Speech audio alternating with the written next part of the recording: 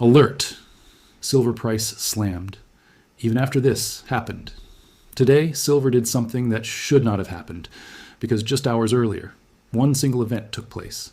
An event that, historically, has always sent silver prices higher. But this time, it didn't. Instead, silver fell sharply. Which means one of two things is true. Either the rules that have governed this market for decades are quietly breaking down, or something far bigger is happening behind the scenes. Something most investors are not being told. And by the end of this briefing, you will understand exactly which one it is. Before we go any further, welcome to Finance Focus. If you're joining us today, chances are you've spent a lifetime building something worth protecting. A business, a family, savings. You didn't come by easily. That's exactly who this channel is for. Now, I want to ask you for something, and I promise it takes less than 5 seconds. If you find real value in the analysis we bring you, consider hitting that subscribe button. Think of it less as a favor to us, and more as making sure you never miss the briefing that could matter most to your money. And before we dive in, we'd love to know, where are you watching from today? Drop your city or country in the comments below. It's always remarkable to see just how far this community reaches. Now, let's get into it. On a quiet Thursday morning, something strange happened in the silver market. Analysts watched the price of silver fall by nearly 4% in a single day. That is not a small move. It is the kind of drop that gets noticed by traders, by dealers, and by everyday people who have spent years quietly stacking silver coins and bars as protection against uncertain times. But the drop itself was not the strange part. Markets fall every day for one reason or another. What made this moment different was the timing. Just hours before silver started sliding, something happened that, under normal circumstances, should have pushed the price higher, not lower. For decades, this kind of event has followed a predictable pattern. When it occurs, investors rush toward safe assets. Gold rises, silver rises, money moves out of risk and into protection. It is one of the most reliable relationships in all of finance, one that professional traders have built entire strategies around. This time, that pattern broke. Silver did not rise, it fell, and it did not fall a little. It dropped closer to its lowest point of the day, landing near $5.52 below its recent trading range. Gold also dropped, though by a smaller amount, slipping below the $4,000 mark that many analysts had come to see as a psychological floor. For anyone paying close attention, this raised an uncomfortable question. If the old rule no longer applied, what did that mean? Was this simply a strange one-day accident, the kind of thing markets do from time to time for no clear reason? Or was it a sign of something deeper, something that serious investors needed to understand before making their next move? To answer that question, it helps to step back and look at what else was happening in the wider economy that same day. Treasury yields, which reflect what the government pays to borrow money, were climbing higher. At the same time, the US dollar was gaining strength against other currencies. And in a separate part of the world, tensions tied to a major shipping route were rising again, adding a new layer of risk to global trade. Normally, rising conflict risk is exactly the kind of thing that sends investors running toward gold and silver. Fear usually pushes people toward safety. But this time, the strength of the dollar and the rise in yields appeared to be doing something unusual. They seemed to be pulling attention and money away from precious metals, even while the very event that should have supported them was still unfolding. This is where the story becomes important for anyone trying to understand where their money is safest. It suggests that the forces driving markets today are more complicated than a single headline can explain. A trade tension escalating in one region does not automatically mean metals will rise. A weaker economic report does not automatically mean the dollar will fall. The relationships that guided investors for years are being tested, and in some cases, quietly rewritten. For business owners and entrepreneurs who rely on stable assumptions to plan ahead, this matters a great deal. Precious metals have long been treated as a kind of insurance policy, something that holds its value when everything else feels uncertain. But insurance only works if it behaves the way you expect it to when you actually need it. If silver can fall on a day when it should have risen, then understanding why becomes essential, not optional. There's a name for the event that triggered this contradiction, and it deserves careful attention. It was not a rumor. It was not speculation. It was a real, confirmed development, one that carries real weight in global markets. And yet, on the very day it happened, silver moved in the opposite direction that history would have predicted. The contradiction is the heart of this briefing. It is not simply a story about a single bad day for silver prices. It is a story about what happens when old patterns stop working and what that might mean for anyone who has trusted those patterns to protect their wealth. In the next part of this briefing, the numbers behind that day will be examined more closely, along with the economic data that was already shaping investor expectations before this event even occurred. Only by understanding both sides of the picture, the data and the event, can the full explanation begin to take shape. To understand why silver behaved the way it did, It helps to look past the headline number and into the data that was already shaping investor expectations before the day even began. Numbers rarely tell a story on their own. They only make sense when placed next to each other, and that is exactly what serious analysts were doing that morning. Two major inflation reports had just been released. The first measured overall consumer prices, and it came in lower than expected. The second, which tracks prices at the wholesale level, also showed signs of cooling. On paper, this should have been welcome news. Lower inflation usually means the central bank has more room to cut interest rates, and lower interest rates typically make non-interest-bearing assets like silver and gold more attractive to hold. But something else arrived alongside that good news, something that quietly changed the picture. Reports on retail spending and unemployment claims showed that the economy was still moving forward. Consumers were still spending. Fewer people than expected were filing for unemployment benefits. In other words, the economy was not slowing down the way a simple inflation report might suggest. This created a puzzle for investors. If inflation is falling, that argues for lower interest rates. But if the economy is still strong, that argues the central bank does not need to rush into cutting rates at all. These two signals were pulling in opposite directions, and markets do not like uncertainty. When investors cannot agree on where interest rates are headed, they often turn to the safest, most stable asset available. In this case, that asset was the US dollar itself and government bonds. As money moved toward the dollar and bond yields climbed higher, silver and gold lost some of their usual appeal. This is a pattern worth remembering. Precious metals do not just respond to fear or safety, they respond to the cost of holding them. When interest rates rise, or even when investors expect them to stay higher for longer, metals become less attractive compared to interest-paying alternatives. That single relationship explains a great deal of what happened that day. At the same time, something was unfolding on the price chart itself that deserves attention. Silver had been trading in a fairly narrow range for weeks, with a clear floor that traders had come to rely on as a level of support. On this day, that floor gave way. Silver broke below it and kept falling, eventually trading well under two important long-term averages that analysts use to judge the overall health of a trend. When a price breaks below levels like these, it often triggers additional selling, as automated trading systems and short-term traders react to the technical signal rather than the underlying economic story.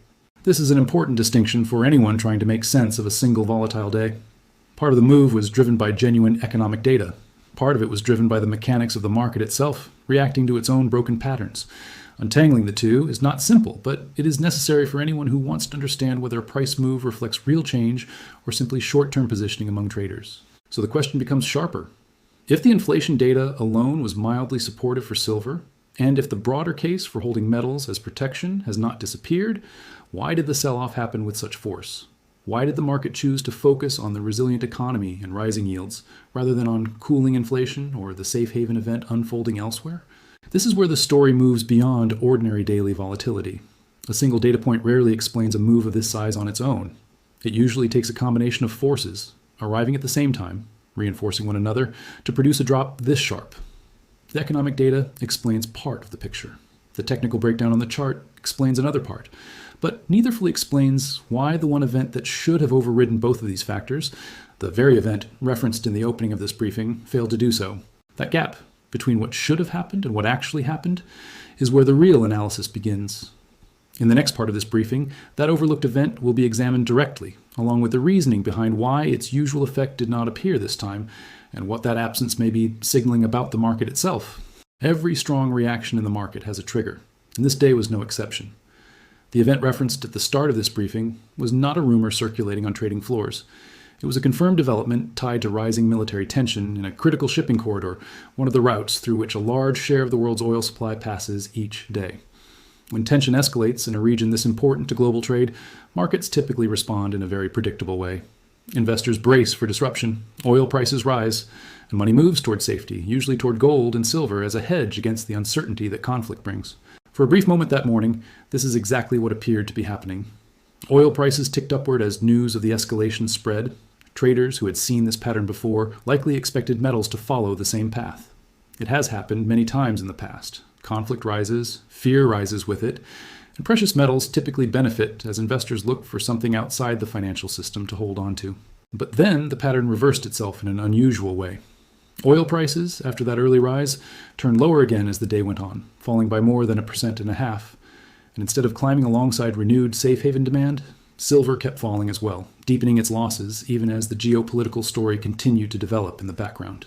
This is the detail that deserves close attention. because it reveals something important about how markets are actually functioning right now. The relationship between conflict, oil, and precious metals is not as simple as cause and effect. It works both ways at once, and depending on which side is stronger on a given day, the outcome can look very different from what history would suggest. Consider the two forces working against each other. On one hand, conflict in a region tied to global oil supply creates fear, and fear tends to push money toward gold and silver. On the other hand, that same conflict raises concerns about future inflation, since disrupted oil supply can push energy costs higher across the entire economy.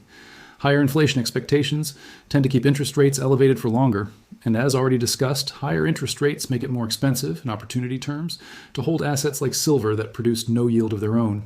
On this particular day, the second force won out. The fear of prolonged higher rates outweighed the safety appeal of holding metals during a moment of conflict. Investors were not ignoring the danger. They were weighing it against a different danger, the danger of a central bank holding rates higher for longer. And for the moment, that second concern carried more weight. This is not the first time this exact pattern has appeared. In past periods of rising geopolitical tension, there have been moments when gold and silver failed to rally the way conventional wisdom expected, simply because interest rate concerns were dominating investor attention at the same time. It is a reminder that no single relationship in financial markets holds true 100% of the time. Conditions shift, and the forces that matter most can change from one week to the next, sometimes even from 1 hour to the next. For anyone trying to build a long-term strategy around precious metals, this is a critical lesson. It is not enough to know that conflict or fear tends to support gold and silver. It is necessary to understand which competing force is stronger at any given moment, because that balance determines how the market actually responds, regardless of what history might suggest should happen.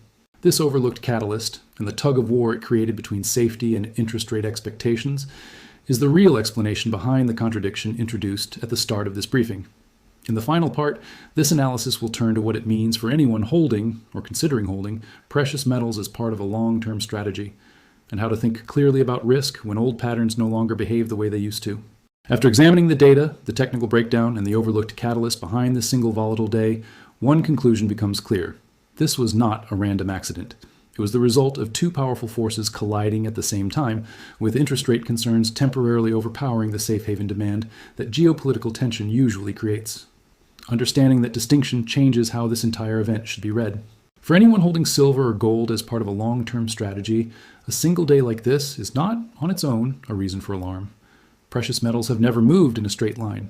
They rise and fall based on shifting combinations of inflation data, interest rate expectations, currency strength, and global risk, sometimes all at once, sometimes with one force clearly dominating the others. A sharp drop, even one that seems to defy historical patterns, does not erase the underlying reasons investors turn to these assets in the first place. That said, this event does carry a lesson that should not be ignored. The old assumption that conflict alone guarantees higher metal prices is no longer something investors can rely on without question. Markets today are weighing multiple forces simultaneously, and interest rate expectations have become just as influential, sometimes more influential than fear itself. Anyone making decisions based on outdated assumptions about how these markets behave risks being caught off guard, exactly as many were on this particular day. This raises the practical question at the center of this briefing. Is a day like this a warning sign to step back from precious metals? Or is it a moment of temporary mispricing, one that creates opportunity for those who understand what is actually happening beneath the surface? The answer depends on which force an investor believes will dominate going forward. If interest rates remain elevated for an extended period, and if the economy continues showing resilience despite cooling inflation, then metals may continue to face pressure in the short term, regardless of ongoing geopolitical risk. But if that regional conflict escalates further, or if economic data begins to weaken in a way that forces a genuine shift in interest rate expectations, the balance could tip quickly back in favor of gold and silver, potentially with more force than the recent decline. This is the nature of holding real assets through uncertain periods. It requires patience, and it requires resisting the urge to react emotionally to any single day's price movement. The forces driving this market are complex, and they are shifting in real time. What mattered most today may not matter most next week. What was ignored today may become the dominant story tomorrow. For business owners, entrepreneurs, and anyone responsible for protecting long-term wealth, the takeaway is not to abandon the fundamentals that make precious metals valuable in the first place. It is to recognize that short-term price action reflects a constantly shifting balance of competing forces, not a simple, predictable formula. Staying informed about which forces are gaining strength and which are losing it is what separates a reactive investor from a prepared one. This briefing has laid out the full picture behind a single contradictory day in the silver market. The data, the technical breakdown, and the overlooked catalyst all point to the same conclusion. Markets are not behaving randomly. They are responding to a more complicated set of pressures than most headlines are willing to explain.